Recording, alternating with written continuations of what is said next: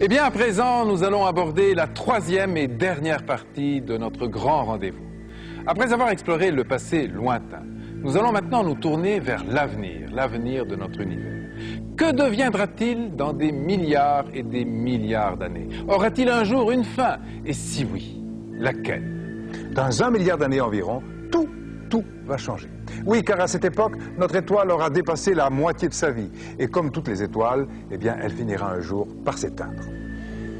Alors, Igor, la période que je propose d'explorer maintenant, c'est tout simplement celle-ci, de 1 à 5 milliards d'années dans notre avenir. Regardez, dans 1 milliard d'années environ, le Soleil aura brûlé une bonne partie de ses réserves d'hydrogène. Résultat, il sera beaucoup plus léger et moins dense qu'aujourd'hui. Par conséquent, il va se dilater et sur Terre, la température moyenne va doubler, passant de 20 à 40 degrés. La végétation et les animaux les plus fragiles vont peu à peu disparaître. 1 milliard d'années plus tard encore, l'homme est menacé à son tour. La température moyenne sur Terre est de 70 degrés. Une solution pour l'être humain, quitter la Terre. Pourquoi pas vers Mars, qui jouira d'un climat agréable pour quelques centaines de millénaires, un climat comparable à celui que nous connaissons sur Terre aujourd'hui. Autre possibilité, des villes de l'espace, comme par exemple celles imaginées par le physicien Ryan O'Neill, de gigantesques sphères habitables qui pourront chacune abriter plusieurs millions d'êtres vivants. Nous sommes ici dans l'univers de la science-fiction, mais dans quelques milliards d'années, rien n'est impossible. Pendant ce temps-là, sur notre planète, nous aurons laissé la place à des insectes géants, sortes de scorpions, de libellules ou d'araignées gigantesques, les mêmes que ceux qui existaient à la préhistoire, avant les dinosaures, lorsque la Terre était également très chaude. Mais la course des millénaires continuera, inexorable. Dans 3 milliards d'années, se produira un phénomène inouï et totalement inévitable. Notre galaxie, la Voie lactée, entrera en collision avec la galaxie voisine, Andromède. En effet, au cours de l'expansion de l'univers, sa trajectoire va croiser la nôtre. Des étoiles nouvelles naîtront alors du brassage des gaz interstellaires, rendant les nuits incroyablement plus claires qu'aujourd'hui. 4 milliards d'années dans l'avenir, la Terre sera devenue un enfer totalement inhabitable, plusieurs milliers de degrés. Et en épuisant son hydrogène, le Soleil continuera à enfler. Il fera de plus en plus chaud dans tout le système solaire. L'homme devra fuir de plus en plus loin, vers les grands satellites de Jupiter et de Saturne, aujourd'hui mondes glacés, mais qui à cette époque lointaine seront devenus habitables.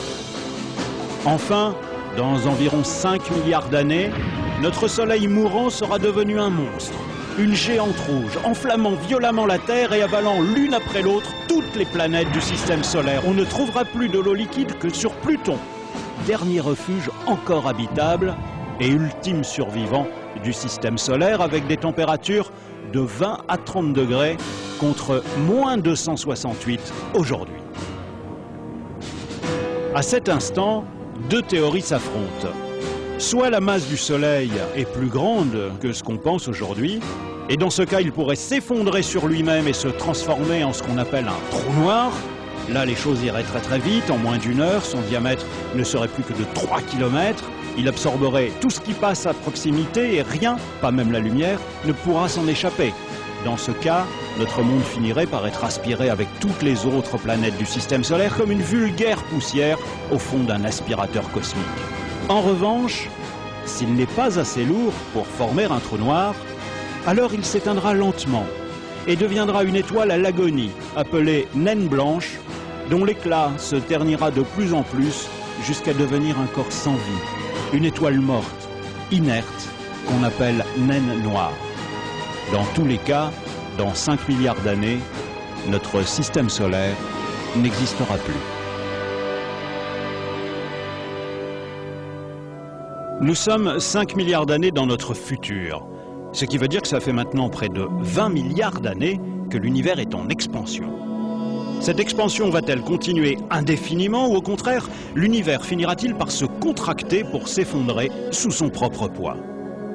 Eh bien, un indice porte à croire que son expansion va non seulement continuer, mais s'accélérer. Cet indice, il est là, sous nos yeux. Il s'agit des supernovas, le nom que l'on donne aux étoiles en train d'exploser. Ce sont des corps célestes ultra lumineux et donc facilement observables. Or, d'après certains calculs, leur lumière est beaucoup plus faible qu'elle ne devrait l'être. Explication, ces étoiles se trouvent plus loin que prévu, ce qui signifie bien que l'expansion de l'univers s'accélère peut-être sous l'effet d'une force mystérieuse que les astrophysiciens appellent l'énergie noire. Les galaxies vont donc s'éloigner les unes des autres sans plus jamais se croiser, de plus en plus vite, et ce jusqu'à l'infini. Et dans ces galaxies, tout comme notre propre Soleil, les étoiles vont progressivement s'éteindre, une à une, se transformant selon leur masse en naines noires, en géantes rouges, en étoiles à neutrons, et pour les plus massives, au moins la moitié d'entre elles, en trous noirs. Mais allons toujours plus loin dans l'avenir.